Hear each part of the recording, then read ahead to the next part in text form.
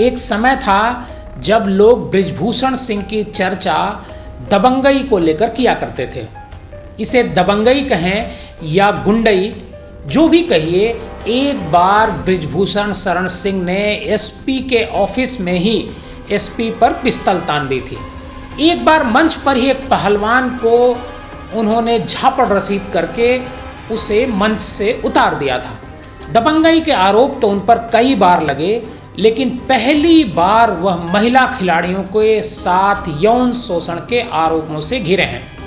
सरकार ने जांच के लिए कमेटी तो बना दी, लेकिन अभी भी वह पद पर बने हुए हैं। नमस्कार, आदाब, आप देख रहे हैं डीएनएम शो। आज के इस शो में हम आपको गोंडा के दबंग सांसद बृजभूषण शरण सिंह के दबंगई की कहानी और कुश्ती संघ में उन पर लगे आरोपों की पूरी जानकारी डिटेल में देंगे। अगर आप हमारे इस चैनल पर नए हैं और आपको हमारा ये प्रोग्राम पसंद आता है तो हमारे इस चैनल को सब्सक्राइब ज़रूर कीजिएगा। बृजभूषण शरण सिंह गोंडा कैसरगंज से लगातार 6 बार से सांसद का चुनाव जीत रहे हैं। उनका कारोबार ऐसा है कि उनके 50 से ज़्यादा स्कूल कॉलेज पूरे इलाके में हैं। रसूख उनका ऐसा है कि पार्टी लाइन से अलग भी बयानबाजी करने से वो चूकते नहीं हैं। दबदबा ऐसा है कि 10 साल से भी ज़्यादा समय से भारतीय कुश्ती महासंघ के वो अध्यक्ष बने हुए हैं। उत्तर प्रदेश के गोंडा जिले में एक कांग्रेसी नेता हुए थे चंद्रभान शरण सिंह। बृजभूषण शरण सिंह उन्हीं के परिवार में 1957 में पैदा हुए थे। कॉलेज के दिनों से ही बृजभूषण छात्र राजनीति में सक्रिय थे। 70 के दशक में केएस साकेत महाविद्यालय अयोध्या में वह महामंत्री बने।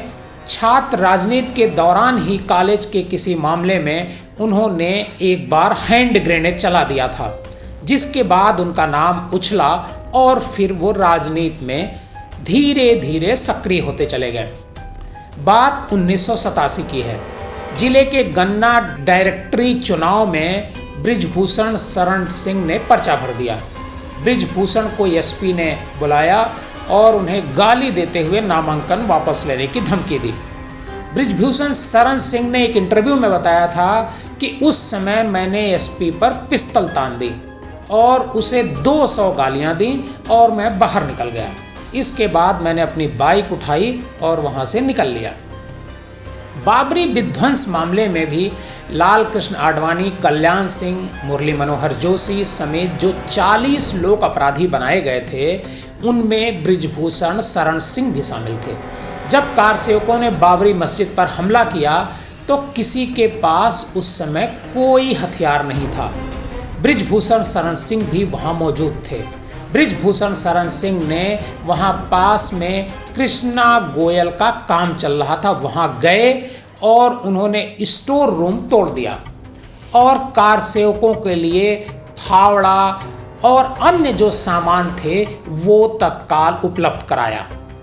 एक बयान में बृजभूषण सिंह कहते हैं कि हमने बाबरी मस्जिद को गिराया नहीं, लेकिन हम रात के 10 बजे तक वहीं थे।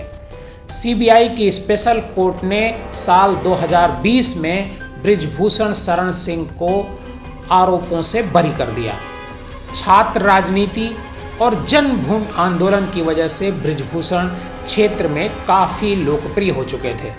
1991 में जब बीजेपी ने बृजभूषण सिंह को टिकट दिया लोकसभा का, तब इनके खिलाफ 34 आपराधिक मामले दर्ज थे। बीजेपी ने बृजभूषण सिंह को गोंडा का रॉबिन हुड कहकर बचाव किया था। उस समय वह बड़े अंतर से चुनाव जीते थे। 1996 में जब बृजभूषण शरण सिंह टाडा के तहत तिहाड़ जेल में सजा काट रहे थे, तब इनकी पत्नी केतकी सिंह ने गोंडा लोकसभा सीट से चुनाव लड़ा। बृजभूषण के जेल में होने के बावजूद केतकी सिंह ने कांग्रेस के आनंद सिंह को 80,000 वोटों से हराया। बृजभूषण को लेकर सबसे बड़ा विवाद तब हुआ था जब इन पर अंडरवर्ल्ड से जुड़े होने का आरोप लगा था। इनके खिलाफ आतंकवादी गतिविधियों में शामिल होने की वजह से ही टाडा का मामला दर्ज किया गया था। आरोप ये भी लगे थे कि बृजभूषण शरण सिंह दाऊद से फोन पर बात करते हैं और उसकी समय समय पर मदद करते हैं उत्तर प्रदेश में। हालांकि बाद में सीबीआई ने इन सभी आरोपों से बृजभूषण को बरी कर दिया।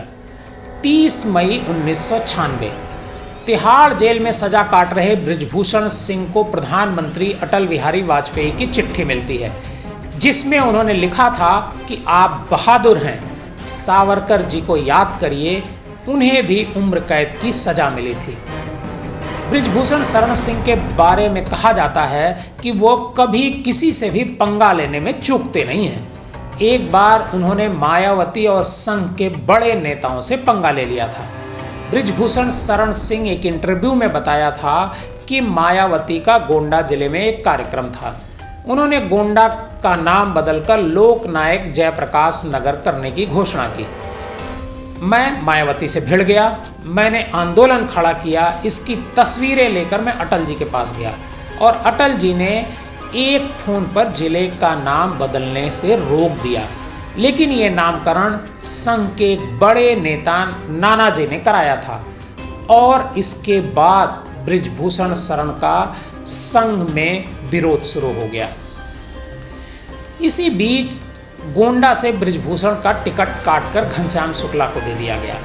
जिस दिन वोट पड़ रहा था उसी दिन घनश्याम शुक्ला का एक्सीडेंट में निधन हो गया। कुछ दिनों बाद एक्सीडेंट कराने का आरोप बृजभूषण शरण सिंह पर लगा। इस घटना की सीबीआई जांच का आदेश दिया गया।